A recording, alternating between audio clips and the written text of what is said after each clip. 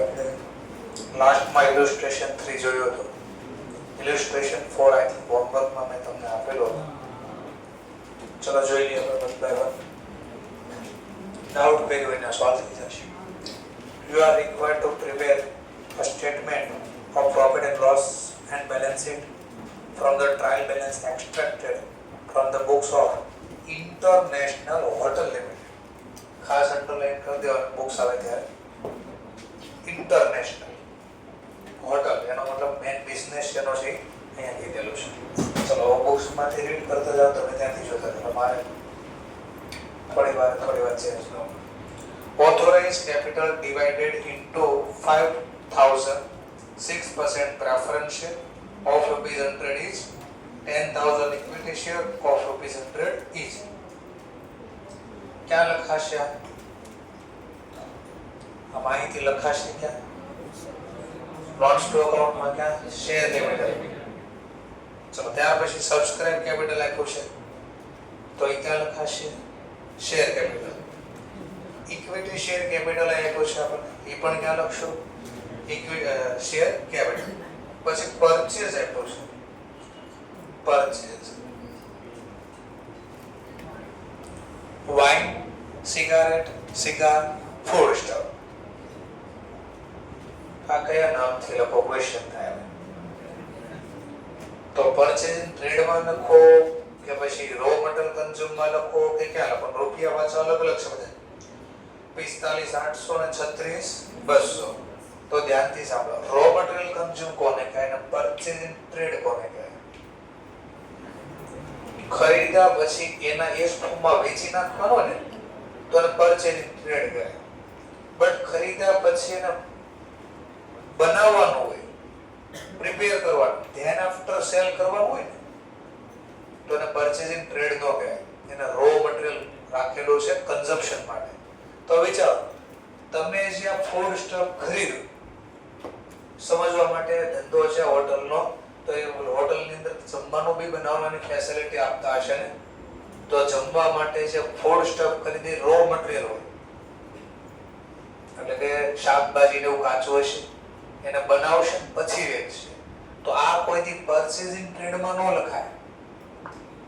પણ વિચારો હોટલનો ધંધો કોઈથી વાઇન બનાવવાનો હોય, સિગરેટ બનાવવાનો હોય, સિગાર બનાવવાનો હોય. સર આ બેમાં શું ફરક? સિગરેટ અને સિગારમાં એવું આપણને એક્ઝામમાં પૂછશે ને. પણ ખાલી કહી દો પતલી હોય તો સિગરેટ, જાડી હોય તો સિગાર. બરાબર છે. ચલો ફૂડ સ્ટોક તો આ કોઈ દિવસ બનાવવાનું ન હોય. આ તૈયાર ખરીદી તૈયાર વેચવાનું. તો આ પરચેઝિંગ ટ્રેડમાં લખશું. બટ આ ફૂડ સ્ટોક મટીરીયલ બનાવવાનું હોય આપણે, પછી વેચવાનું હોય. એટલે મટીરીયલ કન્ઝ્યુમ આપણે લખતા ને પહેલું ઓલું પી નંબર, તો મટીરીયલ કન્ઝમ્પશન ના ટાઇટલમાં જશે આ. ચલો પછી વેજીસ ને salary, employ benefit, rent, trade taxes, other expense. Laundry એટલે શું કહે? તો હોટલની અંદર આપણે એ લોકો જે આપણે રહેવા માટેની ફેસિલિટી પ્રોવાઈડ કરે છે, તો પછી એના વસ્તુને સાફ સફાઈ કરવાનો જે ખર્ચો લાગે, લોન્ડ્રી, કપડા છે, બેડ છે, એ બધું સાફ સફાઈ માટે જે રાખ્યો એનો ખર્ચો. આ બી અધર એક્સપેન્સમાં જશે.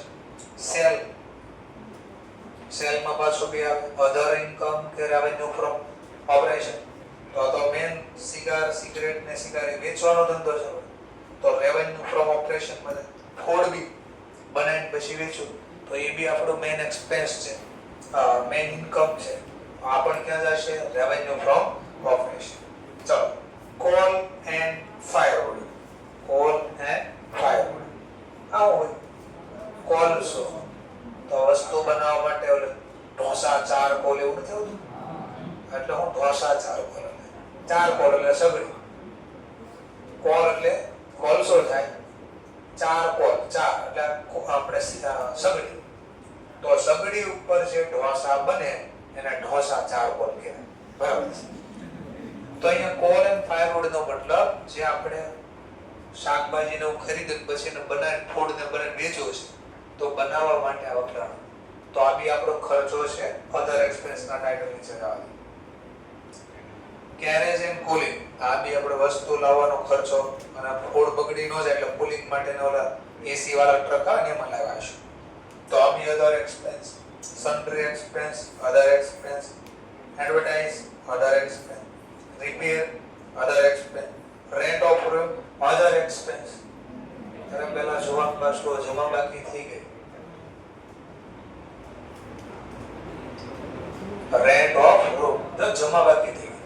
અને આપણો ધંધો શું છે? હોટલની અંદર બે કામ કરવાના છે. એક તો જેને રેસિડેન્ટ માટે જગ્યા જોઈએ એને રૂમ ભાડે આપશો, અને કોઈ જમવા માટે આવ્યું સ્પેશિયલ તો એને બી ફેસિલિટી આપશો, અને કોઈ સિગરેટ પીવા દારૂ પીવા માટે આવે તો એ બી ફેસિલિટી આપશો. તો આ બી મારી મેન ઇન્કમ છે. તો આને લખી શકાય આપણે રેવન્યુ ફ્રોમ ઓપરેશન. બિલિયાર્ડ એટલે પૂલ કે પેલો કેરમ ને કે ચાર આપણે કેરમ રમીમાં ચાર બોક્સ આવે, ચાર ખાના આવે, એમાં કુકરી નાખવાની. પણ આ મોટું વર્ઝન છે થોડું. 6 બોક્સ આવે અને એક વ્હાઈટ કલરનો બોલ અને બહુ બધા બોલ. એનાથી જે મોટી સ્ટિક થી રમવાનો અને પૂલ ગેમ બોલવામાં આવે. બરાબર? તો આ હોટલની અંદર આ બી ફેસિલિટી આપણે સ્પોર્ટ ને લગતું નહીં. તો આ બી મારી રેવન્યુ ફ્રોમ ઓપરેશન કહેવાય. ચલો ત્યાર પછીનું નામ શું છે? તો પછી લખ્યું મિસલેનિયસ એક્સપેન્સ. છોટક આવક કોઈ મેન આવક કહેવાય ને, તો અધર ઇન્કમ માં જ આવે છે. Discount risk. આપણે વસ્તુ ખરીદેમાં કેશ ડિસ્કાઉન્ટ મળ્યો છે. સર તમને કેમ ખબર કેશ ડિસ્કાઉન્ટ? ક્યાં નથી લખ્યું કેશ ડિસ્કાઉન્ટ? પણ તમે શીખ્યા વર્ષો ટ્રેડ ડિસ્કાઉન્ટ કોઈ દી વાર્ષિક હિસાબમાં લખવાના નથી. આ તો કાચું સર્વે છે. કાચા સર્વેમાં ટ્રાયલ બેલેન્સમાં કોઈ દિવસ ટ્રેડ ડિસ્કાઉન્ટ આવે નહીં. તો આ કયું ડિસ્કાઉન્ટ હશે? કેશ. એનો મતલબ આપણે રોકડેથી કંઈ ખરીદી કરીએ છીએ તો ડિસ્કાઉન્ટ. તો અધર ઇન્કમ. Transfer fees. આ હોય ટ્રાન્સફર ફી. તો આપણે કેમ કાંઈ માની લો કોઈ એમ કે ભાઈ અમારા રૂમ નહીં એટલે આ રૂમ જોતી છે, તો કે ભાઈ આ બીજા કોકને અપાઈ ગઈ છે કે નહીં તોય મારે જોતી છે, તો કાંઈને અપગ્રેડ કરી દે પણ થોડા રૂપિયા ટ્રાન્સફરના, અથવા તો શેર ટ્રાન્સફર ફી હોઈ શકે. ચલો તો જે ફીસ હોય આપણને તો આવક થઈ અધર ઇન્કમ. પછી કીધું છે free hold land and building. ક્યાં લખશો? Property plant equipment. ફર્નિચર ને ફિટિંગ, પ્રોપર્ટી પ્લાન્ટ ઇક્વિપમેન્ટ. હવે વર્ડ્સ જોજો. ઇન્વેન્ટરી ઓન હેન્ડ ડેટ છે 1st એપ્રિલ 2000. તો કયો સ્ટોક છે? Opening stock. Wine, cigarette, cigar, food stock. ચલો આ સ્ટોક તો મેળો પણ લખશું ક્યાં? પ્રોફિટ એન્ડ લોસ સ્ટેટમેન્ટમાં. પણ એમાં કયા લિસ્ટમાં લખશું? ક્વેશ્ચન થયો. આ જે છે ને આ ચેન્જ ઇન ઇન્વેન્ટરી માં લખાય. કેમ એવું બોલ્યો ચેન્જ ઇન ઇન્વેન્ટરી? કારણ કે જે તૈયાર માલ ખરીદો તૈયાર વેચવાનો હોય અથવા વર્ક ઇન પ્રોગ્રેસ હોય એ આપણે ચેન્જ ઇન ઇન્વેન્ટરી માં લખીએ. આ ક્યાં લખશું? Food stock. હાલો મટીરીયલ કન્ઝ્યુમ માં લખશો. મારું material opening stock raw material નો પ્લસ પરચેઝ રો મટીરીયલ નો minus closing stock raw material. એને આપણે બોલતા મટીરીયલ કન્ઝ્યુમ. આ તો આ ક્યાં લખશું? આ ફૂડ સ્ટોક મટીરીયલ કન્ઝ્યુમ. આ ક્યાં લખશો? Wine, cigarette, cigar. Opening minus closing એટલે ચેન્જ ઇન ઇન્વેન્ટરી. તો ધ્યાન રાખવાનું છે. ચલો ત્યાર પછી cash in hand, cash and cash equivalent. Cash with a bank, cash in equivalent. Preliminary expense આગળ આવી ગયું. અધર એક્સપેન્સ. 2000 ડિબેન્ચર ઇશ્યુ કર્યા 100 days long term borrowing. Profit and loss, reserve and surplus એટલે જૂની બેલેન્સ. આ વર્ષનું હજી બનાવવાનું છે. ટ્રેડ પેયેબલ ખોદ આપી દીધું પણ ટાઇટલ કયું? Current liability. કરન્ટ લાયબિલિટીમાં આવતું ટ્રેડ પેયેબલ. ટ્રેડ રિસીવેબલ ખુદ ટાઇટલ જ છે પણ એમાં કયા ટાઇટલ ની અંદર? Current asset. ઇન્વેસ્ટમેન્ટ પણ બાજુમાં કઈ લખ્યું નથી ઇન્વેસ્ટમેન્ટમાં.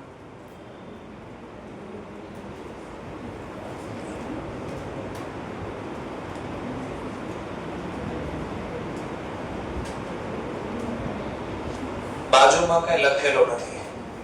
ઇન્વેસ્ટમેન્ટ ઓન્લી ઇન્વેસ્ટમેન્ટ વર્ડ્સ છે. તો તમે ધારી શકો લોંગ ટર્મ બી ધારી શકો, શોર્ટ ટર્મ બી ધારી શકો.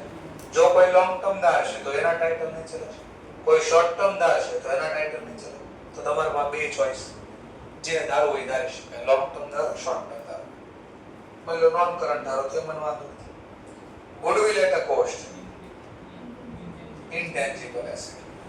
જનરલ રિઝર્વ સર અને હવાલામાં છે વેજીસ એન્ડ સેલરી આઉટસ્ટેન્ડિંગ. બે અસર જાય આની હવાલાની બે અસર થાય. હવાલાની બે અસર થાય વેજીસ એન્ડ સેલરી. ત્યાંથી એડજસ્ટમેન્ટ સ્ટાર્ટ થઈ ગયા. એક તો જાય અધર એક્સપેન્સમાં. ફરી બોલું છું અધર એક્સપેન્સમાં નહીં એમ્પ્લોય ને આપવાનું હોય તો એક અસર જશે ક્યાં એમ્પ્લોય બેનિફિટ નું ટાઇટલમાં અને બીજી અસર ક્યાં જશે નોન કરન્ટ લાયબિલિટીમાં. ફરીથી બોલું નોન કરન્ટ લાયબિલિટીમાં ક્યાં અધર શોર્ટ ટર્મ લાયબિલિટી. ક્લિયર બોલી ગયો? સરસ. ચાલો પણ હવે નામ આપ્યું ઇન્વેન્ટરી. 31 માર્ચ લખ્યું વર્ષના અંતની. એમાં બી પાછા બે નામ વાઇન સિગારેટ ને સિગાર અને food stock. Again adjustment into effect. આ ક્યાં જશે? આ wine cigarette cigar change in inventory. એક અસર ક્યાં જાય અને બીજી અસર આપણી એસેટ કહેવાય. એસેટ કરન્ટ એસેટ ના ટાઇટલ નીચે એમાં આપણું ઇન્વેન્ટરી નું ટાઇટલ હતું ત્યાં લખશું. આ ક્યાં લખશું? Food stock closing stock food stock.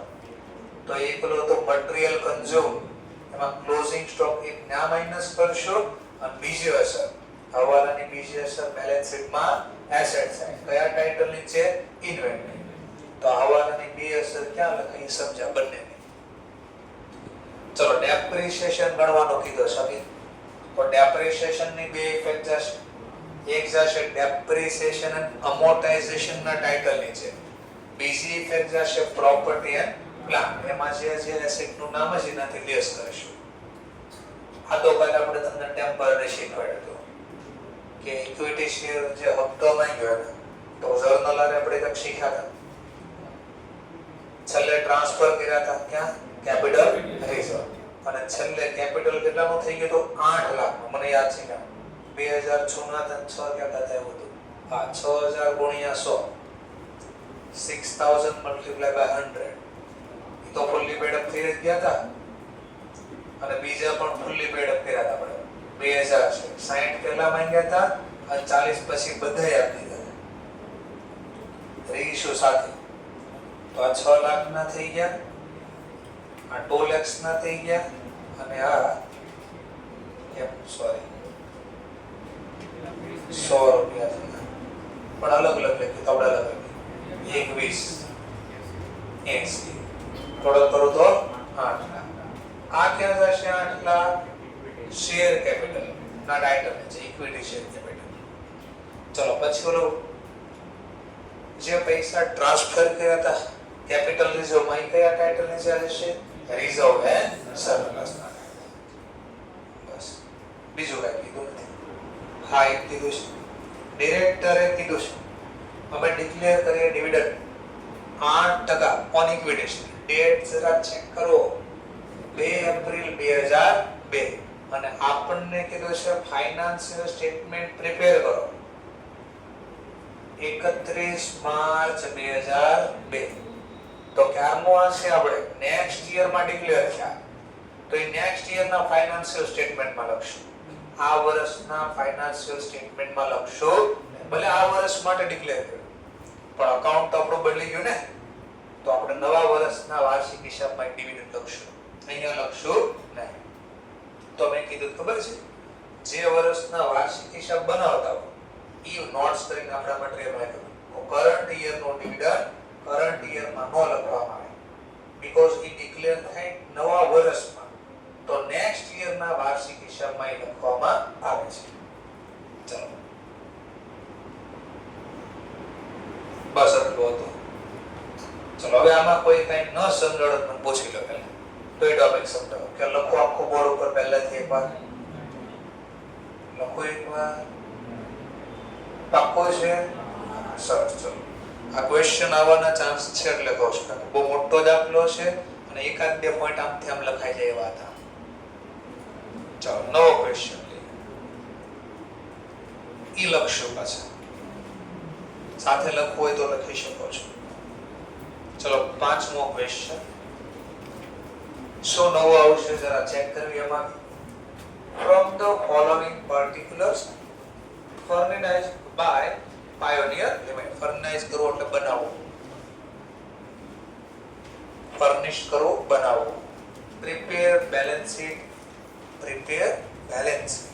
31 March 2021 ધાર્યો. આ x ને કોઈ પણ વર્ષ ધારી શકો. 0 1 2 જે ડેટા મૂકવાય ત્યાં. By schedule number 3 company act give notes at the foot of balance sheet as may be found necessary. જે કઈ નોટ્સ બનાવવાની બનાવો પણ નોટ ને બધું ડેબિટ ક્રેડિટ આપ્યું છે. પાછું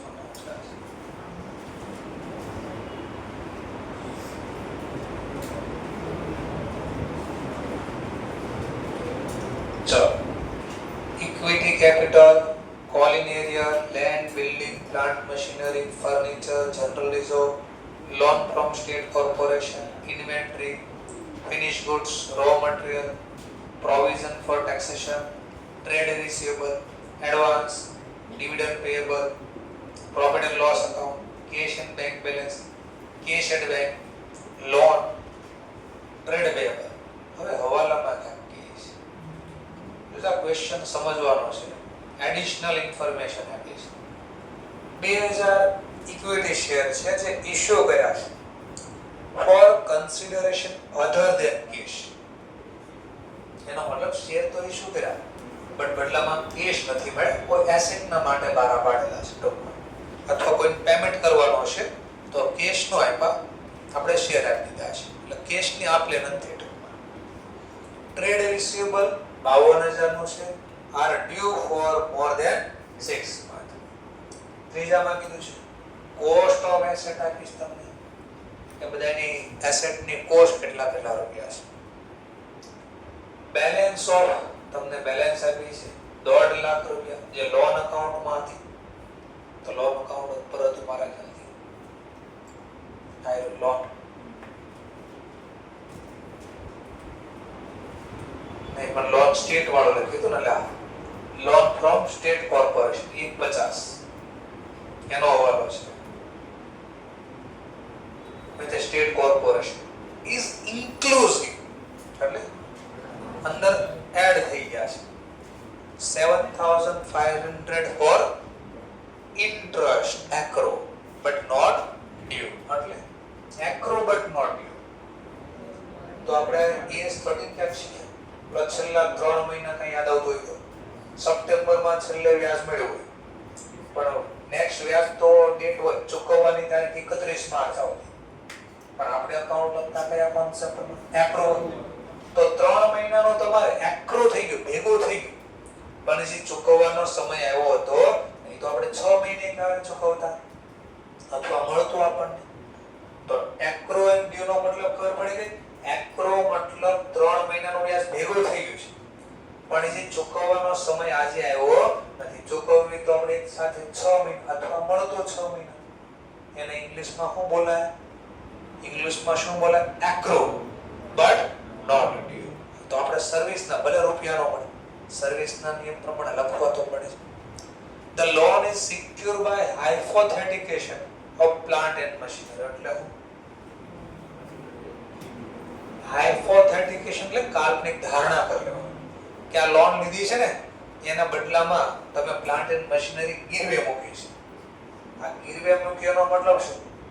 ફિઝિકલ પ્રોપર્ટી આપણી પાસે હાઇપોથે પણ માની લેવામાં આવે એનો માલિકી સામેવાળા પાસે છે. પ્રોપર્ટી આપણે યુઝ કરી છે પણ એનો માલિકી કોની પાસે છે? બેંક પાસે. કેમ? કારણ કે આપણે ગીરવે મૂક્યું એને હાઇપોથેટિકેશન કહે. ફિઝિકલ યુઝ અહીંયા થતી હોય પણ વર્ચ્યુઅલ માલિકી હક એનો કોની પાસે હોય? જેને આપણે ગીરવે આપ્યું છે એટલે ધારી લો માની લો. બેલેન્સ એટ અ બેંક બેંકમાં જે બેલેન્સ છે જેમાં ઇન્ક્લુડ થઈ ગયા છે 2000 with a perfect bank limited which is not a scheduled bank. સરસ. છઠ્ઠો વાળો કંપની હેડ એ કોન્ટ્રાક્ટ કર્યો છે for the erection of machinery. erection એટલે ફાઉન્ડેશન સ્થાપના કરવી, મશીન મૂકો ગોઠવો. કેટલાનો કોન્ટ્રાક્ટ કર્યો? મશીનને ઇરેક્શન કરવાનો 150 which is still એનો મતલબ કોઈને આપણે ઓર્ડર આપ્યો છે કે મારું મશીન આવે ને તો તમારે એને ગોઠવી દેવાનું છે. એના બદલામાં અમે તને કેટલા રૂપિયા આપશું? 150. ક્યારે આપશું? ગોઠવી દે ત્યારે. ક્યારે આપશું? એનો ઓર્ડર આપ્યો છે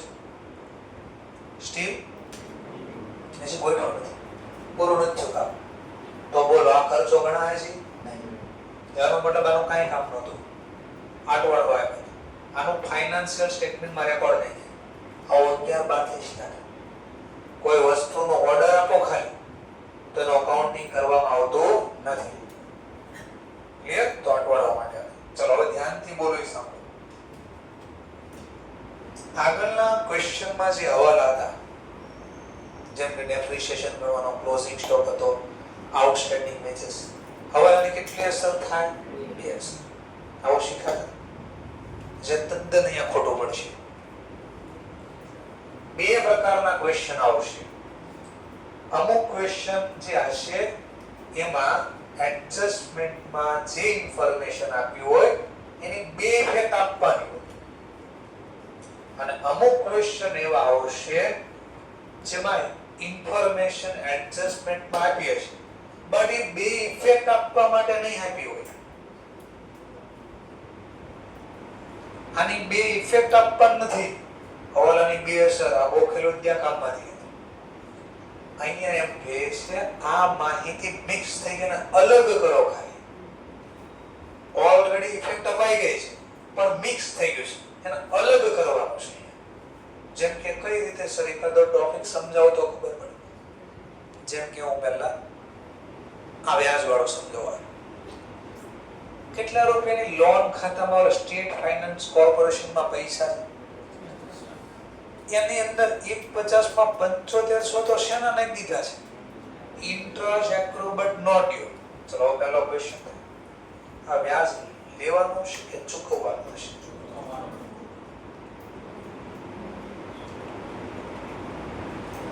loan from state corporation balance જોવાની હંમેશા, કારણ કે લોન એક બીજી લોન હતી. જો અહીંયા લોન છે, જો ડેબિટ બેલેન્સ હોત તો અહીંયા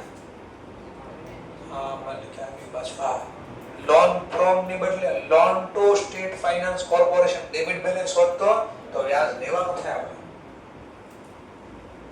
તો વ્યાજ અલગ કહેવાય અને લોન અલગ કહેવાય. બેના રૂપિયા એક જગ્યાએ ન લખાય.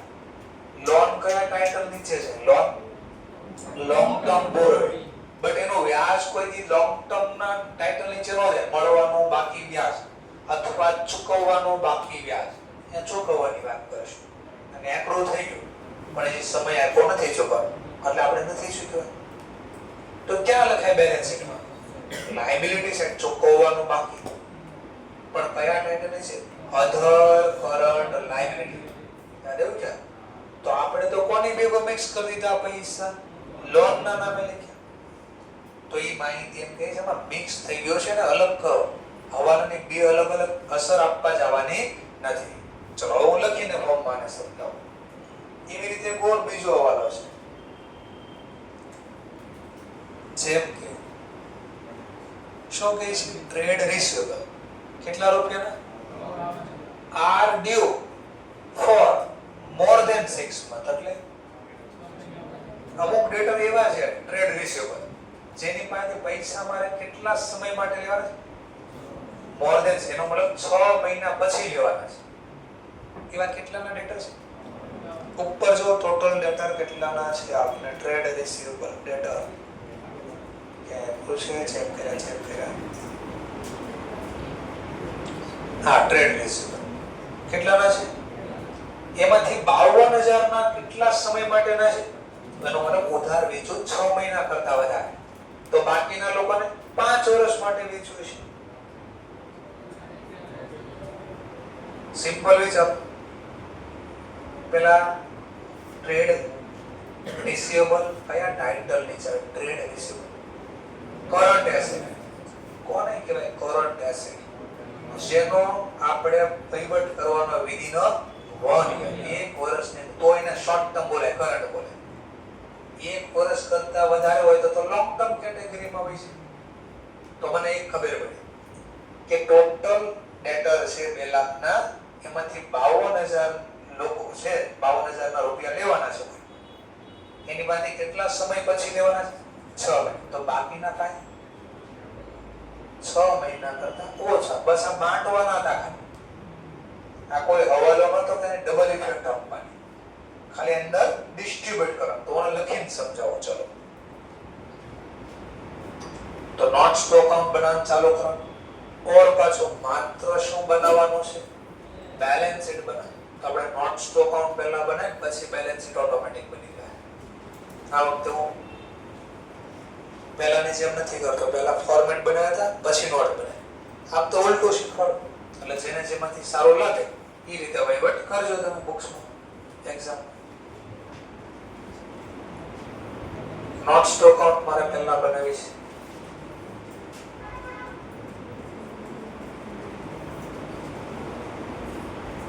ચલો નોટ નંબર લખી દઈશું પહેલા પર્ટિક્યુલર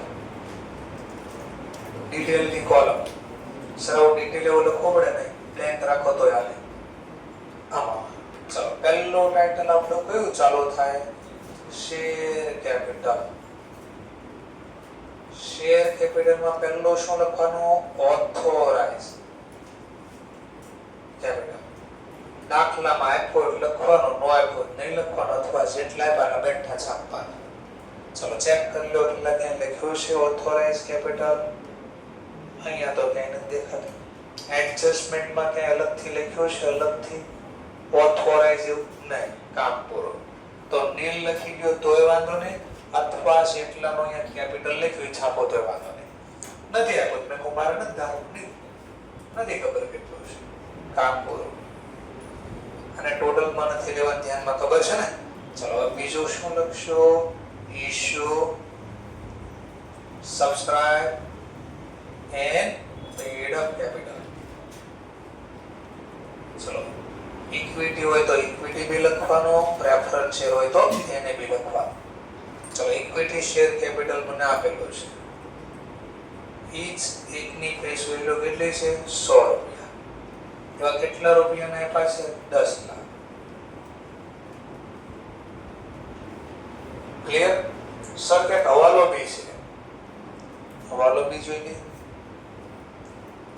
કે છે 2000 ઇક્વિટી શેર વેર ઇશ્યુડ આનો મતલબ શું થાય શેર વેર ઇશ્યુડ શેર ઇશ્યુ કરવા નથી કહેતા ઓલરેડી ઇશ્યુ કરી ચૂક્યા છે તો એનો મતલબ આ 10 લાખ આપ્યા ને એમાં ઇન્ક્લુડ છે એમાં સમજાવાય છે કે 10 લાખના ટોટલ છે એમાંથી ક્વોન્ટિટી પ્રમાણે કહો તો ક્વોન્ટિટી પ્રમાણે 10 લાખની ફેસ વેલ્યુ 100 ડિવાઈડ કરી નાખો તો ટોટલ 10000 ના 12 પાડ્યા આ વર્ષમાં એમાં 2000 તો આપણે કયા રીતે 12 પાડેલા છે અધર ધેન એક્સ્ટ્રા ઇન્ફોર્મેશન ના ફોર્મમાં લખી શકાય કે 2000 share issue other than cash ગમે રીતે 12 પાડો ક્વોન્ટિટી તો ધ્યાનમાં લેવી જ પડે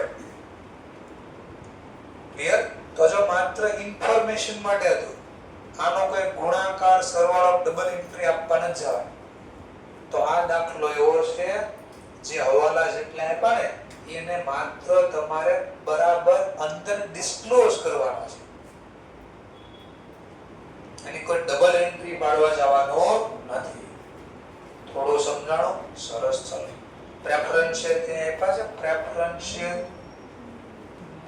શેર તો નથી બટ એની નીચે જ ક્યાંક આપ્યો છે કોલ ઈ એરિયમ તો યાદ કરો ત્યાંનો ટાઇટલ હતો આપણે તો માઈનસ કરવાનું કીધું હતું કે તો માઈનસ કોલ ઈ એરિયા કેટલું છે કોલ ઇન એરિયાસ 1000 તો આની નીચે લેસ કરી સરવાળો કરી લખી દેવાનો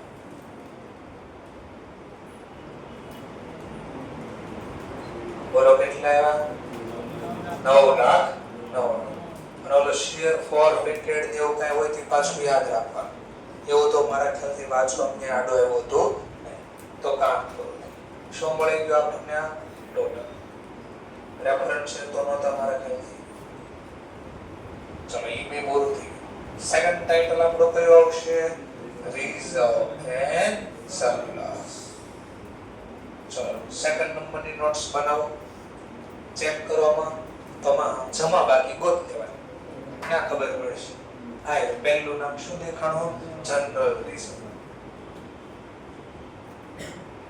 હવાલામાં તો આઈ થિંક કઈ રિઝર્વ ને લગતો ટોપિક નહોતો તો સીધા આઉટર કોલમ 210 બાકી નામ કોઈ reserve and surplus P&L profit and loss account, P&L account. ચલો P&L કેટલું છે? 86,700. ચલો બીજા કોઈ ડેટા નથી તો કામ પૂરું. ટોટલ કરી દેવું. બોલો ટોટલ 2,96,700. સર કેમ ટોટલ કરી દીધું? P&L તો બનાવ્યું બીકોઝ આમાં કીધું નથી P&L બનાવવાનો ડેટા તો જોઈએ ને, ખર્ચા, આવક, કયા પણ હતો. ખાલી બધું ગણાઈ ગયું છે, ઓટોમેટિક આમાં ગણાઈ ગયું છે. ઓનલી આપણે બેલેન્સ શીટ બનાવવાની છે એટલે. ચલો ત્રીજી નોટ્સ બનાવીએ. ત્રીજી નોટ્સ નું શું નામ હતું આપણી પાસે? હવે આ કામનો ટોપિક ચાલુ થાય છે, લોંગ ટર્મ બોરોવિંગ. ચલો લોંગ ટર્મ બોરોવિંગ હવે કામનો ટોપિક છે. એક તો કોણ હવે આમાં? ડિબેન્ચર. કે એપા છે જરા ચેક કરો. ડિબેન્ચર જમા બાકી જોવાનું છે. ડિબેન્ચર તો નથી. ચલો જવા દે. તો પછી આપણે લોન લીધેલી છે કઈથી? હા, લોન માં પાછો ક્યાંક કીધો હવાલો છે. જોજો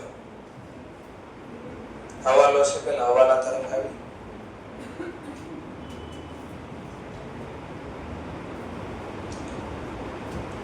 બેલેન્સ 1.5 લાખની લોન છે સ્ટેટ કોર્પોરેશન પાસે, જેમાં 7500 વ્યાજ એડ થઈ ગયા. અને આ લોન છે ને સિક્યોર છે. આ કામનો ટોપિક હતો. તો અહીંયા અમારે ભાગ પાડવાના છે. આવું તમે ફાઉન્ડેશનમાં ક્યાંક શીખ્યા હતા. પણ ડિબેન્ચર વાળો ટોપિક હતો. ચલો કોલ લેટર સિક્યુરિટી તરીકે તમે ડિબેન્ચર બહાર આપેલા યાદ હોય તો અંદર કાઉન્સમાં લખતો સિક્યોર છે કે અનસિક્યોર. આ બસ એ ટોપિક હતો. તો અહીંયા મારે નવું ટાઇટલ આપવું પડ્યું. લોન તો છે પણ આ લોન કેવી છે? સિક્યોર લોન છે. સિક્યોર લોન છે. સિક્યોર લાયબિલિટી અથવા લોન. નામ આપો કોણ છે આ? તો એના ઇનર કોલમમાં લખશું પાછળ. તો આપણે ક્યાંથી લોન લીધી હતી? સ્ટેટ ફાઇનાન્સ કોર્પોરેશન પાસે. ઇનર કોલમમાં લખવું પડશે. કેટલાની લોન હતી? તો અડધી ને? હા, 150. બટ આની અંદર ઇન્ક્લુડ થઈ ગયા હતા. શું ઇન્ક્લુડ થઈ ગયો છે? વ્યાજ. વ્યાજ અહીંયા નો લખાય, એનો ટાઇટલ અલગ આવે. તો આમાંથી હટાવો ઇન્ટરેસ્ટ, જે ડ્યુ થઈ ગયું છે ને હટાવો. કેટલો હતો? 75. અને આઉટર કોલમમાં સરવાળો 1,42,500. ચલો ટૂંકમાં હવાલાની એની બે અસર નહોતી આપવા જવાની. ખાલી જ્યાં ખોટા લખી કે રેક્ટિફાઈ કરવાનો હતો, ટાઇટલ બદલવાનો હતો. ચલો હજી ક્યાંય છે ઓર જરા ચેક કરો. હા, ઓર એક લોન છે જોઈ દેખી. પણ શું લખ્યું છે? અનસિક્યોર્ડ. હા, તો આની અંદર ટાઇટલ આપ્યા લોંગ ટર્મ. આટલી સિક્યોર છે તો બાકીની લોન કેવી છે? અનસિક્યોર્ડ. ચલો સર અહીંયા લખો સિક્યોર ડેટ એવું લખી શકાય? મેં કીધું હા, ડેટ એટલે દેવું. અનસિક્યોર ડેટ આમ લખાય? મેં કીધું આમ બી લખાય. લોન નીચે લખો મળે તો બી વાંધો નથી. ચલો કેટલા રૂપિયાની લોન છે આવી? 1,21,000. બીજો કોઈ આમાં હવાલો નથી. એડજસ્ટમેન્ટ કામ કરું ટોટલ કરવાનું. તો બેનો સરવાળો 2,63,500. ચલો આ સર અહીંયાથી લેસ કર્યો ક્યાં લખશો? તો આપણે એનું ટાઇટલ આવશે ત્યાં લખશું. ક્યાં લખાય? ઇન્ટરેસ્ટ. આપણે આઉટસ્ટેન્ડિંગ. આ ઇન્ટરેસ્ટ નો મતલબ આઉટસ્ટેન્ડિંગ. ચલો ક્યાં કયા ટાઇટલ નીચે આવ્યા? અધર, કરંટ અથવા શોર્ટ ટર્મ લાયબિલિટી. ત્યાં લખશું. અહીંયાથી હટાવ્યો અને જેના ટાઇટલમાં લખાય ત્યાં લખીએ છીએ. ચલો પૂરો. પછી કયું નામ હતું? આપણે લિસ્ટ યાદ કર્યું. ડીટીએલ, નેટ ડીટીએલ છે કે દાખલા ડીટીએલ લઈ જાવ. પછી કયું નામ હતું? અધર, લોંગ ટર્મ લાયબિલિટી. શું હતું એમાં લિસ્ટ? એસેટ ના કોઈ ક્રેડિટર આવે અથવા તો પ્રીમિયમ થી રિડક્શન કરવાના ડિબેન્ચર કે પ્રેફરન્સ તો એ આવે છે કે એવું લખેલું? મેં તો વાંચ્યું, મને એવું કઈ દેખાણું. જવા દો. તો પછીનું કયું ટાઇટલ આવે? Long term provision. તો લોંગ ટર્મ પ્રોવિઝનમાં શું હતા એ પાછા યાદ કરતા લિસ્ટ. તો પ્રોવિડન્ટ ફંડ કે ગ્રેચ્યુટી એ બધાનું કંઈક અથવા તો ગુડ્સ વેચા હોય એના ઉપર આપણે વોરંટી ગેરંટી કંઈ આપી હોય તો છે એવું કંઈ નહીં, તો એને બી પૂરું કરો છો. જવા દો ટાઈટલ. તો હવે સીધું ટાઈટલ કયું ચાલુ થાય?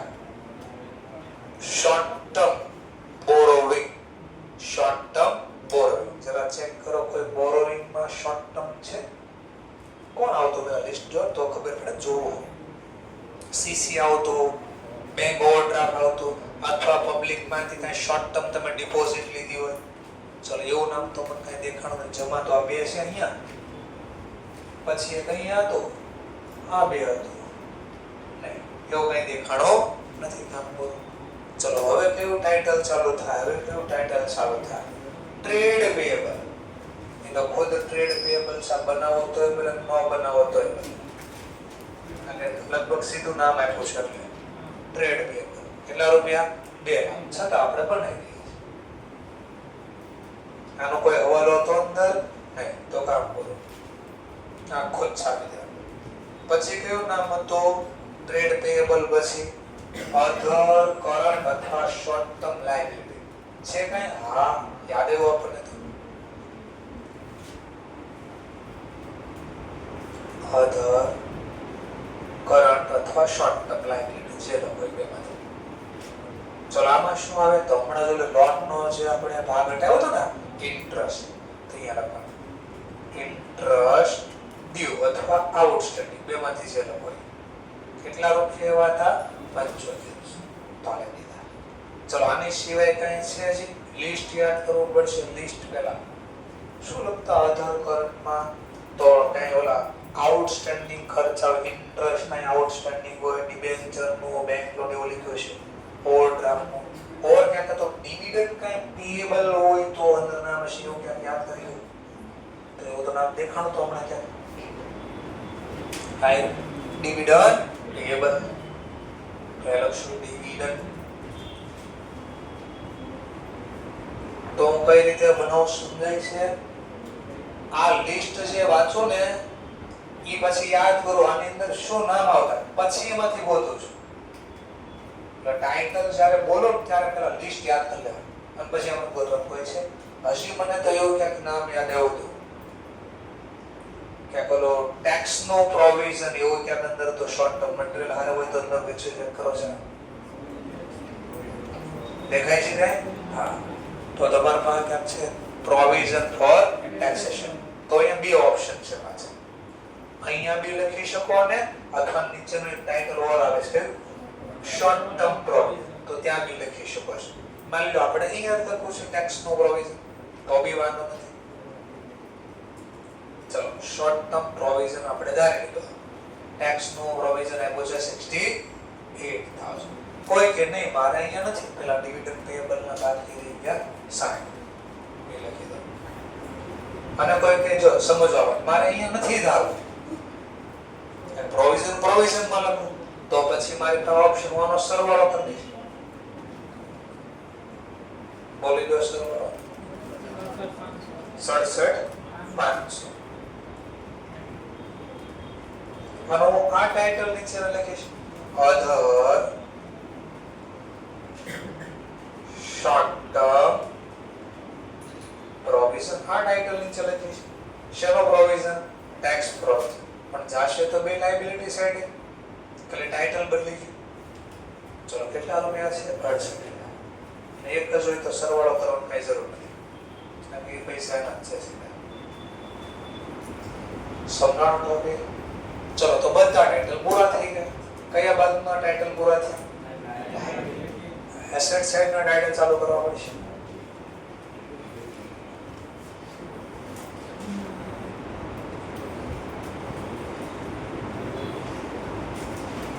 એસેટ પાર્ટિક્યુલર અમાઉન્ટની બે કોલમ, એક ડિટેલ માટે અને એક આઉટર કોલમમાં સરવાળો. ચલો છેલ્લે નોટ્સ બની આપણી 6 હવે 7. ચલો એમાં પહેલો બનાવશો કયો પ્રોપર્ટી પ્લાન્ટ ઇક્વિપમેન્ટ એમાં tangible property plant equipment tangible asset ચલો કોણ છે જરા નામ લિસ્ટ જરા ચેક કરો calling area land building plant and machinery ને ફર્નિચર પછી હવાલો કે હતો અહીંથી લખ્યું હતું કે હવે આવું લખ્યું છે કોસ્ટ ઓફ એસેટ આવું લખ્યું છે તો કેવા માંગે છે આપણે સીડી અને ફોર્મેટ યાદ કરે છે જે એસેટ હોય એની નીચેમાંથી કંઈક બાદ કરવાના હોય એનો ડેપ્રિસિએશન કેટલો લાગે બતાડવું પડે ઉપર જે બેલેન્સ આપી ઈ જો તો બિલ્ડિંગમાં કેટલા લખ્યા છે જો કેટલા 3 લાખ પણ આ તો જો તો કેટલા આપ્યા છે તો એનો મતલબ શું થયો ને ભાઈ વર્ષના અંતની બેલેન્સ છે તો આ વર્ષની શરૂઆતની કોસ્ટ આપી છે તો બે વચ્ચેનો ગેપ શું મળે તમને તો એને જો કોષ્ટકના ફોર્મમાં અહીંયા ક્લોઝિંગ બેલેન્સ બનાવી જો તોય ભલે અથવા એક એકમાં માઈનસ કરીને દેખાડો તોય ભલે ચલો જો એક એકમાં બતાડો હોય તો પહેલા બિલ્ડિંગ ઇનર કોલમમાં બોલો કેટલાનું છે બિલ્ડિંગ 4 લાખ પણ વર્ષના અંતે ઉપર ટ્રાયલ બેલેન્સમાં કેટલા આપ્યા છો 3,50,000 તો બે વચ્ચેનો ગેપ શું મળ્યો તમને ડેપ્રિસિએશન બેલેન્સિંગ ફિગર આમ 1 લાખ બનાવો તો ઠીક છે ચલો પછીનું નામ હોય પ્લાન્ટ એન્ડ મશીનરી ચલો આમાં બી મને ઓપનિંગ બેલેન્સ 7 લાખ આપી છે બટ ક્લોઝિંગ બેલેન્સ ઉપર જો કેટલી આપી છે 5,25,000 તો બાકીના ક્યાં ગયા પૈસા તો ડેપ્રિસિએશન લાગે બેલેન્સિંગ ફિગર બોલો બે વચ્ચેનો ગેપ 1,75,000 ધેન આફ્ટર ઓર એક નામ આપણું ફર્નિચર ઇનર કોલમમાં 62,500 છેલ્લે કેટલા આપ્યા 50 તો અહીંયા બી ઘટવાનું કારણ શું હોઈ શકે ડેપ આ છે ને હંમેશા પહેલી ધારણા શું થાય ડેપ લાગે બોલો કેમ એવી ધારણા થાય બીકોઝ આ ડેપ્રિસિએબલ એસેટ છે બાર ચલો હવે કોઈ ફિક્સ એસેટ હજી નામ આપ્યું છે કે જોઈ લો ઉપર 3 સિવાય હા લેન્ડ તો સર ન્યા કેમ એના નો આપ્યા એના ઉપર ઘસારો થોડી નાખવાનો છે તો આને સીધું જ આઉટર કોલમ લખી લેન્ડ 2 લાખ ચલો બીજી કોઈ લોંગ ટર્મ એસેટ છે trade receivable advance cash balance નથી કામ પૂરું કદ્યો સર્વર ટોટલ કામ પૂરું ટોટલ કેટલા 11,25,000 ચલો નવો ટાઇટલ 8 કયું ઇન્ટેન્જિબલ એસેટ હોય તો લગ બનાવવા નકર ના બનાવ છે અમારા ખાતે નામ તો લગભગ આવ્યું હતું ગુડવિલ આગળના દાખલામાં હતું ચલો તો આનું નહીં બનાવવાનું ભૂલથી બને તો છેકવા નહીં બે નીલ કરી દેવાનું બરાબર મતલબ બની ગયું ભૂલથી તો ભાઈ છેકી નહીં નાખવાનું કે ભાઈ નથી કાંઈ નીલ મને ટાઇટલ આવડતું હતું એટલે મેં લખ્યું હોશિયાર છું બરાબર ચલો નવ બનાવો હવે કયા લિસ્ટ હતા પાછા યાદ કરા ટેન્જિબલ પ્રોપર્ટી પ્લાન્ટ ટેન્જિબલ જો ઇનટેન્જિબલ પછી ક્યાંક વર્ક ઇન પ્રોગ્રેસ હતો ટેન્જિબલ અને ઇનટેન્જિબલ તો કોઈ ફિક્સ એસેટ નું એવું કીધું નથી કે હજી તૈયાર નથી બનાવવાની પ્રોસેસ તો એ ગયું ટાઇટલ પછી ક્યાંક ઇન્વેસ્ટમેન્ટ આવતો તમારો ક્યાંક કેવું ઇન્વેસ્ટમેન્ટ નોન કરન્ટ કન્ડિશન જરા ચેક કરો કે ઇન્વેસ્ટમેન્ટના ડેટા આપ્યા છે ઇન્વેસ્ટમેન્ટ જો આ તો મારે વારે જો તમારે તો બહુ સારું થાય કેમ ટીક વગરનું જ જોવાનું બાકીનું તમે લખી નાખ્યું ઓલરેડી ચલો ઈ બી ઇન્વેસ્ટમેન્ટ નથી ગયું ટાઈમ પછી એક આવતો નેટ કરીને આવતો કે નેટ ઈ બી નથી અહીંયા જવા દો ચલો ત્યાર પછી ને ઓર ટાઇટલ આવતો મને તો કે કોકને આપ્યા હોય લોન એન્ડ એડવાન્સ આ તો એક તો હમણાં દેખવાનું કે એડવાન્સ એવું આવ્યું તો આય એડવાન્સ ઓકે પણ બાજુ કાઈ લખ્યું નથી પાછો અઝમ્પશન બેસિસ ચાલો જો શોર્ટ ટર્મ ધારો તો ત્યાં જવા દેશો લોંગ ટર્મ ધારો, માની લો નોન કરંટ મારે ધારવું છે, એટલે કે નોન કરંટ ઇન્વેસ્ટમેન્ટ. કઈ કીધું નથી તો હું આ ધારણા કરું છું. ચલો એમાં sorry investment non current loan and advance. ચલો મેં તો ધારણા કરી બે નોન કરંટ છે એટલે મેં અહીંયા લખ્યું. મારા કરતા અલગ અસમ્પશન હોઈ શકે બુક્સમાં, કોઈ પ્રોબ્લેમ નથી, બરાબર. ચલો એડવાન્સ કેટલા આવ્યા? ત્યાં ગયા 45800 આવ્યા છે. કામ બોલ. ચલો પછી એની સિવાયનું ટાઇટલ હતું અધર લોંગ ટર્મ એસેટ. એવું કોઈ નામ કાંઈ દેખાતું છે કેમાં હું આવતું મને કોઈ યાદ નથી. અધર લોંગ ટર્મ એસેટ જે પછી કાંઈ ન હોય ને વધી એસેટ ના ડેટા, એસેટ વેચો એના પૈસા લેવાના મોર ધેન 12 મંથ રાઈટ છે. હજી એની સિવાય કઈ લિસ્ટ તો યાદ કરવું પડશે નકર આમાં લખશું કે બીજું કઈ નામ યાદ આવતું હોય તો. હા, કોઈને લોંગ ટર્મ તરીકે તમે ડિપોઝિટ તરીકે આપ્યા હોય કે ભાઈ જેમ કે આપણે મકાન ભાડે લીધી તો આપણે માંથી એડવાન્સ લઈને સિક્યુરિટી ડિપોઝિટ લઈએ, એ ક્યારે પાછી આપે આપણને? મકાન ખાલી કરે તો લોંગ ટર્મ માટે આપ્યું હતું, પણ એવું કઈ નામ આવ્યું નથી. ચલો પૂરું થઈ ગયું. 10મો ટાઇટલ. ચલો હવે કરંટ નું ટાઇટલ છે. સૌથી પહેલા શું આવશે? Short term investment. પણ ઇન્વેસ્ટમેન્ટ નો ડેટા જ નહોતો આવ્યો. જાવ તો પછી શું આવશે? ઇન્વેન્ટરી કે ટ્રેડ રિસીવેબલ. ફરીથી પહેલું ટાઇટલ કયું આવશે? કરંટ એસેટ માં શોર્ટ ટર્મ તમે કઈ ઇન્વેસ્ટમેન્ટ કર્યું હોય. ત્યાર પછી શું આવશે? હવે મને એ કન્ફ્યુઝન થાય. ઇન્વેન્ટરી લખો કે ટ્રેડ રિસીવેબલ? તો મને તમે ખાસ કીધું તો કોઈ કઈ ગોખેલો હતો કે પેલો આ આવે તો પછી આ આવે પછી ટી આવે. હા, પેલો ભાઈ કઈ આઈએનટી યાદ કરવાનું સર. બરાબર, તો ઇન્વેસ્ટમેન્ટ પછી આવશે ઇન્વેન્ટરી. ચલો ઇન્વેન્ટરીમાં કોણ આવશે? ઇન્વેન્ટરીમાં તો દાખલા જો કે આપ્યો છે કે હા આવ્યું ફિનિશ ગુડ્સ અને પણ સર તમને કેમ ખબર આ ઓપનિંગ છે કે ક્લોઝિંગ? એ તો કાઈ નથી. આપણે કોમન સેન્સ લગાવી હવાલામાં હોય ક્લોઝિંગ હંમેશા ક્યાં હોય? હવાની તો છે તો વધ્યું કે કાચો સમય તો એમાં બે હોઈ શકે, ઓપનિંગ બી હોઈ શકે ક્લોઝિંગ બી હોઈ શકે. પણ મેં ઓર એક કોમન સેન્સ ચલાવી. આપણે અહીંયા ટ્રાયલ બેલેન્સમાં જે ડેટા એ બધા શેને રિગાર્ડિંગ છે? બેલેન્સ શીટને રિગાર્ડિંગ છે. એસેટના બધા ડેટા આપ્યા છે, ખર્ચના કોઈ ડેટા આપ્યા નથી. અને ઓપનિંગ સ્ટોક કોઈ દિવસ બેલેન્સ શીટમાં ન આવે. ઓલો ચેન્જ ઇન ઇન્વેન્ટરી ને લખાયું ને આપણો પીએનએલ તો બની ગયો છે. તો ત્યાંથી મને ખબર પડી ગઈ કે અચ્છા આ ક્લોઝિંગ સ્ટોક હતો.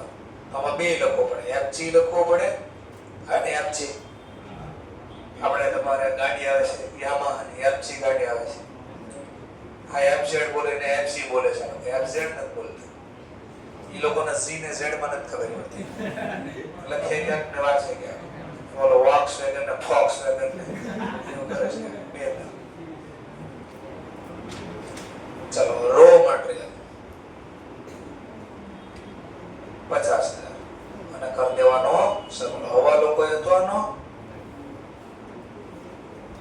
નહીં તો ટોટલ 2 ને 50. ચલો ત્યાર પછીનો ટાઇટલ આવી ગયો ટ્રેડ રિસીવેબલ. બટ આનો હવાલો મને ખ્યાલથી તો હતું હમણાં જ સિંગડ 12 મહિના કરતા વધારે ઓછું જેવું કંઈક હતું જ કરી. ચલો તો ટોટલ ટ્રેડ રિસીવેબલ કેટલાના? 2 લાખ. એમાંથી ક્યાંક કીધું હતું તમને કે 52,000 ના મોર ધેન 6 તો એટલે trade receivable more than 6 month એવા છે 52,000. તો 2 લાખ માંથી 52,000 વધારો, 2 લાખ માંથી 52,000 હટાવો 1,48,000. તો બીજા કયા છે? other than 6 month અથવા કહી શકાય less than 6 month. more than 6 month સિવાયના બાકીના ડેટા છે. તો આ હવાલો માત્ર આવો ડિસ્ક્લોઝર માટે છે કે આમાંથી ટોટલ 2 લાખમાંથી કેટલા 6 મહિના કરતા વધારેના છે, કેટલા 6 મહિના કરતા ઓછા છે. કામ પૂરું. બોલો ભાઈ ટોટલ 2 લાખ. તો જોયું તમે આમાં શું હતું? આની કોઈ ડબલ ઇફેક્ટ આપવાનો જ જવાબ. ખાલી અંદર નોટ્સમાં એને અલગથી ડિસ્ક્લોઝ કરવાનું ભેગું હતું ને એને અલગ કર્યા આપણે. ચલો 12મો ટોપિક શું આવે પછી? CC, cash and cash equivalent. Cash and cash equivalent. ચલો આમાં તો મારા ખ્યાલથી ક્યાંક હવાલો હતો, એનો ઉપર બી ક્યાંક હતું. ચલો સૌથી પહેલા કેશ એટ કેશ બેલેન્સ લખો. કેશ બેલેન્સ રોકડા કેટલા હતા? 30,000. બેંકમાં બેલેન્સ કેટલી છે? બેંકમાં બેલેન્સ તો બેંકમાં બેલેન્સ છે 247, પણ ક્યાંક હવાલો હતો ચોથો કે પાંચમો હવાલો હતો. હા, પાંચમો હવાલો. બેલેન્સ જે બેંકમાં પડે એમાં ઇન્ક્લુડ છે. કેટલી બેલેન્સ છે બેંકમાં? 216. એમાં કે 2000 રૂપિયા તો તમારા પરફેક્ટ બેંકમાં પડ્યા, એકદમ પરફેક્ટ બેંક છે એમાં પડ્યા છે. which is not a schedule bank. તો બસ તમારે ભાગ પાડવાના. બેંક બેલેન્સ છે એમાં કેટલા રૂપિયા શેડ્યુલ બેંકમાં છે અને કેટલા નોન શેડ્યુલ બેંકમાં છે. શેડ્યુલ બેંક પરફેક્ટ બેંક જ્યાં પરફેક્ટ છે કેટલા રૂપિયા છે? 2000. Perfect bank. Non schedule, schedule માં મતલબ સિમ્પલી સમયસર બેંક ખોલતા હશે એટલે શેડ્યુલ બેંક, અને જેને મન ફાવે ત્યારે ઓપન કરતા હશે નોન શેડ્યુલ બેંક. એવું શેડ્યુલ બેંક નો મતલબ થાય છે આરબીઆઈ ના અંડર આવે છે અને આરબીઆઈ જે રૂલ્સ રેગ્યુલેશન બનાવે એ બધા ફોલો કરે અને શેડ્યુલ બેંક કહેવામાં આવે. નાની નાની બધી બેંક્સ હોય ને બધી. ચલો પછી નોન શેડ્યુલ બેંક. ચલો તો એ અધર, આની સિવાય બાકી ટોટલ કેટલા હતા? 216. એમાં 2000 તો આના છે, તો બાકીના નોન શેડ્યુલ બેંક અથવા અધર એવું લખી શકો. 245. બસ આવો કરવાનો તો ભાઈ. કરી દો સરવાળો. 2,70,000 નહીં 3,000 હતા 30,000. ચલો બેંક બેલેન્સ છે 30,000. 2,77. ચલો પછી કઈ વધે છે? બાકી પછી કઈ વધે છે? હા, હજી ટાઇટલ અધર. પણ જો અધર ના કોઈ ડેટા આવે એવું લખવાનું છે કે શું આવતો અધર માં? કઈ યાદ આવે તો મળવાની બાકી આવક એટલે રિસીવ ઇન્કમ રિસીવેબલ, અગાઉથી ચૂકવેલા ખર્ચા, પ્રીપેડ, કઈ બધું કઈ હોય તો એવું તો મારા ખ્યાલથી તો કઈ એવું હતું નહીં. લગભગ બધા નામ લખાઈ જશે, બાકી નથી લખાઈ. કામ પૂરું. બસ હવે આ છે તમે નોટ્સ બનાવી એને બેલેન્સ શીટમાં છાપી દો.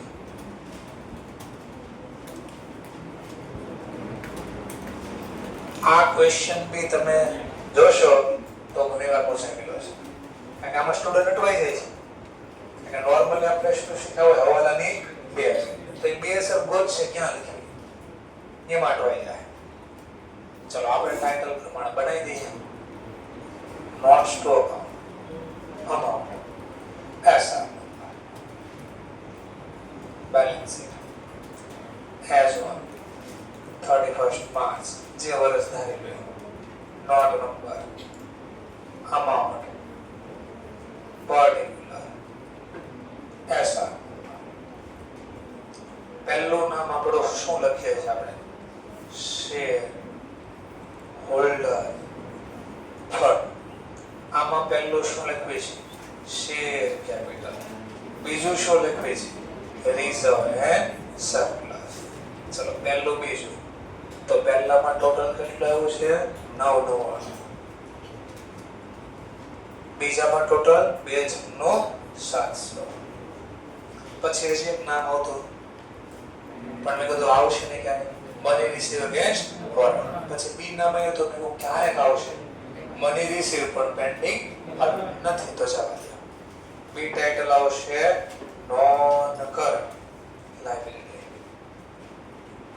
ચલો નોન કરન્ટ લાયબિલિટી માં પહેલો લખતા લોંગ ટર્મ બોરોઇંગ. અને નોટ્સ બનાવી ત્યાંથી આ છે કેટલા રૂપિયા છે બેને 63 ને 500. Note number 3. ચલો પછી લોંગ ટર્મ માં કોઈ નથી તો કામ કરો સી ટાઇટલ. નોટ્સ ના આધારે ખબર પડી ગઈ એટલું જ બનાવવાનું છે. કરંટ એસેટ અથવા સોરી કરંટ લાયબિલિટી. ચલો કરંટ લાયબિલિટી માં જેટલા ટાઇટલ છે એટલા બનાવો. પહેલો હું આપ્યો છે ટ્રેડ પેયેબલ. ચલો ટ્રેડ પેયેબલ માં સર આવા 1 2 બાજુ લખો જરૂર ના કોઈ જરૂર નથી. આ તો નંબરિંગ આપણે હારા લાગે એટલે ખાલી આપ લિસ્ટ લખો તોય વાંધો નહીં. ઇન્સ્ટ્રુમેન્ટમાં ઘણામાં લિસ્ટ જ લખેલું નંબરિંગ નથી આવતા. એ તો ઘણીવાર આવા નંબર નહીં આવે. આમ તો આપણે તો પ્રેઝન્ટેશન સારું કરવાનું છે ને. ચલો કેટલા આપ્યા છે 4 નંબરની નોટ્સમાં 2 લાખ. ચલો પછી પાંચમો ટાઇટલ બનાવો છે અધર કરંટ. અધર કરંટ લાયબિલિટી. જો અહીંયા મારા કરતા અલગ આન્સર ત્યાં આવી શકે. કેમ? કારણ કે મેં ટેક્સ પ્રોવિઝન અહીંયા કર્યું છે. જો એને અહીંયા લખ્યો તો ખાલી ટાઇટલમાં ટોટલ સરવાળો સેમ આવશે પાછો. ચલો આપણે અહીંયા એવા 67 500. અને છેલ્લું નામ છે other short term provision. Other short term provision. total liability 68,000 કદો ટોટલ 18 લાખ. ચલો પહેલા બેલેન્સ શીટ માં જો લાયબિલિટી નો ટોટલ આપ્યો છે તો હાચું, નહીતર આપણે ગણવામાં મિસ્ટેક કરી. હા 1894 7 જો એને શોર્ટ ટર્મ પ્રોવિઝન માં પેલું લખ્યું છે આપણી જેમ જ તે. ચલો ધ્યાન આપતર આપણે એવા એસેટ. ચલો એસેટ માટે ઉપર લખીએ.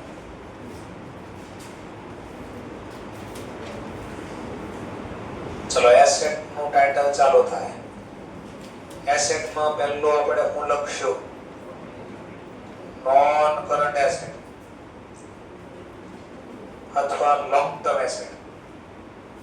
એમાં બી પહેલા શું લખશું પ્રોપર્ટી પ્લાન્ટ ઇક્વિપમેન્ટ. જે ટેન્જિબલ તો આપણે નોટ્સ બનાવી તેને 7 નંબર અને હતા રૂપિયા 11,25,000. 7 નંબરની નોટ્સ 11,25,000. ઇન્ટેન્જિબલ તો નહોતું તો જવા દીધું. સીધું આપણે પછી નોન એક નવું નામ આવ્યું તો non current loan and advance.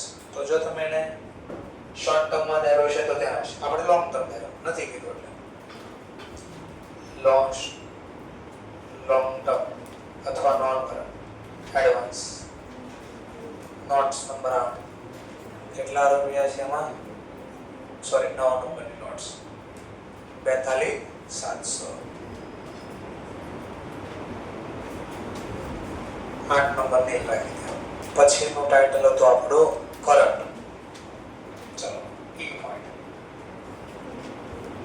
Current asset. ચલો કરંટ એસેટ માં પહેલા હું હવે હંમેશા શોર્ટ ટર્મ ઇન્વેસ્ટમેન્ટ પણ નહોતું તો નહીં લખવાનું.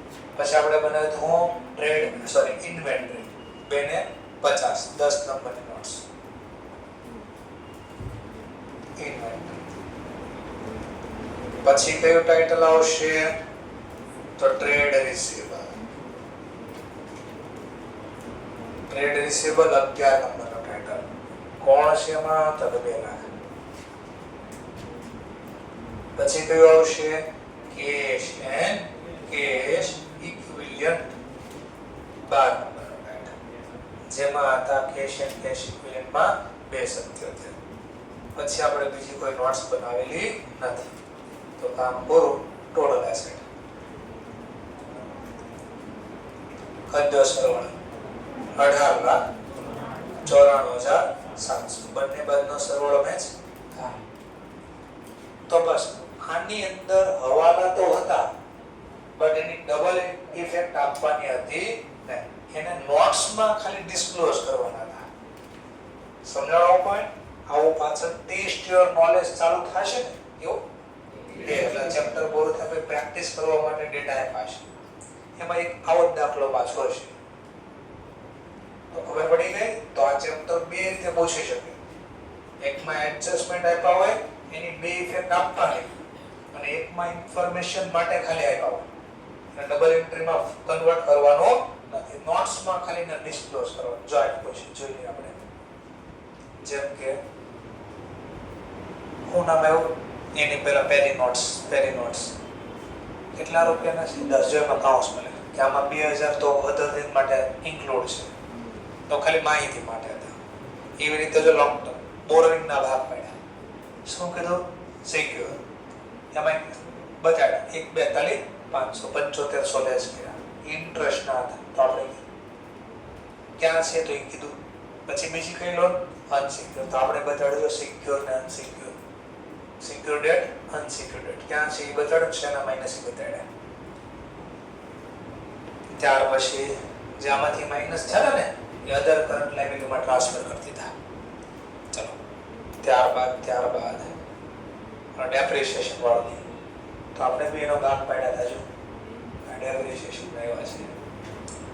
ધેન આફ્ટર રિસીવેબલ જો net outstanding for period exceed 6 months તો અમુક ડેટા એવા છે જે more than 6 months. તો મેં બીજામાં કીધું અધર એ લખી શકો. અધર નો લખવો હોય તો વર્ડ્સ આપણે વાપરો અધર ધેન 6 months 6 મહિના સિવાય. પછી ઓછા હોય વધારે મને ખબર નથી. કેશ એન્ડ બેંક બેલેન્સ એમાં ભાગ પાડે છે with a schedule bank with a other perfect bank. તો જે નામ આપો શેડ્યુલ બેંક હશે તો અધર શેડ્યુલ બેંક હશે. જે નામ આપો total cash in hand other bank balance કાંઈ નથી ટોટલ. અને ઓલો 1.5 લાખ વાળાનું કીધું ખાસ કે આપણે કોન્ટ્રાક્ટ કર્યો હતો પણ હજી કોન્ટ્રાક્ટ એક્ઝિક્યુટ નથી કર્યો. એક્ઝિક્યુટ નો મતલબ પૂરો કરવો. હજી કામ પૂરો થયો નથી તો આપણે કોઈ જવાબદારી નથી.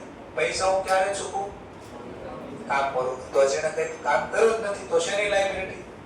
તો એ અટવાડવા માટે હતું એટલે મને લખ્યું છે it has been assumed that company had given this contract for purchase of machine. આપણો મશીન આપણે ખરીદ્યો હશે એને ઇન્સ્ટોલ કરવા માટેનો કોન્ટ્રાક્ટ છે પણ એ હજી એક્ઝિક્યુટ નથી કર્યો. રિમેનિંગ ટુ બી એક્ઝિક્યુટ કરવાનો બાકી છે એટલે આને ક્યાં રેકોર્ડ કર્યો નથી. સમજાઈ ગયો ટોપિક? ઓકે. ઇલોસ્ટ્રેશન નંબર 6 લગભગ 7 દાખલા જેવા છે તે લખશે. હા છેલ્લો દાખલો પછી આવી ગઈ તમારી સમજણી. ચલો તો એક ખાલી આપણે રફલી ઉપરથી બોલી દી. આ બી ઘરેથી ટ્રાય કરજો. ન આવડે કાલે મને જમા કરાવવાનું થશે આ ક્વેશ્ચન. પછી પેલા ઉતારો કરીને લાવો મને કોઈ પ્રોબ્લેમ નથી. મારે લખેલો છે લક્ષ્ય તો તમને જ ફાયદો થાય. એક્ઝામમાં તમારે લખવાનું. પહેલા અધર ઇન્ફોર્મેશન કરતા છેલ્લે અથવા પહેલી લાઈન વાંચો કરવાનું છે. શું આમાં પહેલા you are required to prepare delta limited balance sheet and statement of profit loss with the notes to account. તો આખું કામ કરવાનું છે. P&L બી બનાવવાનું છે. ચલો હવા ચેક કરો. હવાના ડબલ એન્ટ્રી માટે છે કે ખાલી ઇન્ફોર્મેશન માટે છે એટલે કે નોટ્સ ટુ અકાઉન્ટમાં અલગ લખવાનું? આ તો ઇન્ફોર્મેશન માટે ઓથોરાઇઝ કંપનીએ રીવેલ્યુ કરી છે લે. હા આ ડબલ એન્ટ્રી માટે છે. આવો એક દાખલો આગળ આવી ગયો તો રીવેલ્યુ કરી હતી. ચલો આમાં રીવેલ્યુ ની અસર ક્યાં જાય યાદ કરો. ડબલ એન્ટ્રી એક એસેટમાં અપ ડાઉન જે પ્રાઇસ થઈ હશે ને અને બીજી હશે. હવે બીજી નો નક્કી નહીં. જો ડાઉનવર્ડ રીવેલ્યુએશન થાય તો P&L માં જશે. અપવર્ડ રીવેલ્યુએશન થાય તો આપણે રિઝર્વ એન્ડ સરપ્લસ ના ટાઇટલ નીચે લખશું. ક્લિયર થઈ ગયો પોઈન્ટ? સર ન્યાનો લખો હોય તો બીજો ઓપ્શન છે. હા તો રિઝર્વ એન્ડ સરપ્લસ માં લો માઈનસ અલગથી કરો. રીવેલ્યુએશન ડાઉનવર્ડ એમ બી ચાલે. ચલો equity share capital include 50,000 for consider other than ઓલા ડબલ એન્ટ્રી માટે છે, પેલા નોન સ્ટોપમાં ખાલી ડિસ્ક્લોઝ માટે. હા, તો જો મિક્સ કરી દીધો આમાં દાખલો. તો આ બે શેના માટે હતા? ડિસ્ક્લોઝર માટે. આ શેને માટે? ડબલ એન્ટ્રી માટે. ચલો આ બાજુ સસ્પેન્સ આવું તો આગળ આવ્યું તો નામ થાય. સસ્પેન્સ એકાઉન્ટ 10000 રિપ્રેઝન્ટ કરે છે cash receive from sale of some machine. આગળ આવું જ હતું, મશીન હતું 4000 થાય છે. કોસ્ટ ઓફ મશીન કેટલાની? 24. એનો ભેગો ઘસારો કેટલો થયો છે? તો સિમ્પલ વિચારો, એની બુક વેલ્યુ કેટલી હશે? 24 માંથી 20 તો ઘસારો લાગી. અને 4 ની પ્રોપર્ટી વેચી કેટલામાં? કેટલાનો પ્રોફિટ? હા, તો આની ઇફેક્ટ ક્યાં જશે? તો અધર ઇન્કમ નો જે ટાઇટલ બનાવ્યો હતો ત્યાં. તો આગળ આવું શીખ્યા હતા, યાદ કરી લો. ચલો, the balance of plant and machinery given in trial balance before, આમાં સારું કીધું છે ચોપડી, before adjustment of cell of, તો માં એડજસ્ટ કર્યા પહેલા ના આપ્યા તો એને એડજસ્ટ કરો. તો આપણે કર્યું તો માઈનસ કર્યું વેચાણ. ચલો, depreciation to be provide plant and machinery 10% on cost. તો આ બી ઇન્ફોર્મેશન માટે કે ડબલ એન્ટ્રી? Double entry. કારણ કે લખ્યું ટુ બી પ્રોવાઇડ કરવાના છે. Balance at a bank include, પાછું આવ્યું ક્યાં? અને which is not a schedule bank. તો આ શેના માટે છે? ઇન્ફોર્મેશન. એટલે બેંક બેલેન્સ એટલે આટલા શેડ્યુલ હતા, આટલા નોન શેડ્યુલ અથવા અધર જે નામ. Make a provision four income tax. તો ટેક્સ જે આપણે નેટ પ્રોફિટ બિફોર ટેક્સ આવશે ને, એના 30% નું પ્રોવિઝન કર. એક અસર જશે P&L માં, બીજી અસર થાય ઓલા શોર્ટ ટર્મ પ્રોવિઝન માં. હમણાં લખ્યું હતું. તો આ ડબલ એન્ટ્રી માટે હતી. Trade receivable of rupees 50,000 are due for more than 6. તો આ in disclosure only information is a disclosure. બસ પૂરું થયું. તો એનો મતલબ આજે જે બે ક્વેશ્ચન શીખ્યા, એક હોટલ વાળો બિઝનેસ એમાં આપણે ઇફેક્ટ આપતા હતા, અને એક ચેક શીખ્યા જેમાં ખાલી ડિસ્ક્લોઝ કરતા હતા, એનો ભેગો કરી ક્વેશ્ચન બને. તો આઈ હોપ મે બી તમને આ ક્વેશ્ચન આવડશે ઘરે. કાલે મને સબમિટ કરી દેજો. કાંઈ ડાઉટ વગેરે હોય તો સોલ્વ કરશું, નહીતર કાલે મસ્તીનો ચેપ્ટર સ્ટાર્ટ કરીશું. કેશ ફ્લો આવશે. એમાં જે પાર્ટ 1 આવે, ખાસ પાર્ટ કેટલા ભાગમાં છે ચેપ્ટર? એક્ઝામ પૂછાય છે 2 ભાગમાં. એક OMR MCQ બેસિસ આવે, એક ડિસ્ક્રિપ્શન આવે. તો આ ચેપ્ટરનું નક્કી નહીં, બેમાંથી ગમે તે આવે, પણ મોટા ભાગે તમે જોશો તો જે MCQ વાળો પાર્ટ છે એમાંથી ઘણીવાર આમાંથી આવેલો છે કેશ ફ્લો સ્ટેટમેન્ટ. તો એ ચેપ્ટર્સ ભણવા જઈ રહ્યા છે. અને જો ડિસ્ક્રિપ્શનમાં આવ્યો તો મે બી 12 માર્ક્સ 16 માર્ક્સ કે 20 માર્ક્સમાં ક્વેશ્ચન આવશે. 12 માર્ક્સ તો મિનિમમ પકડીને ચાલો. થોડો દાખલો મોટો છે તો 16 માર્ક્સ, ઓર મોટો ક્વેશ્ચન હશે તો 20 માર્ક્સ. તો અત્યારે જે ચેપ્ટર શીખો છો એ બહુ કામના છે. અને 5 કે 6 ચેપ્ટર પૂરા કરો એટલે 50 માર્ક્સ નો બોલ ફટાફટ.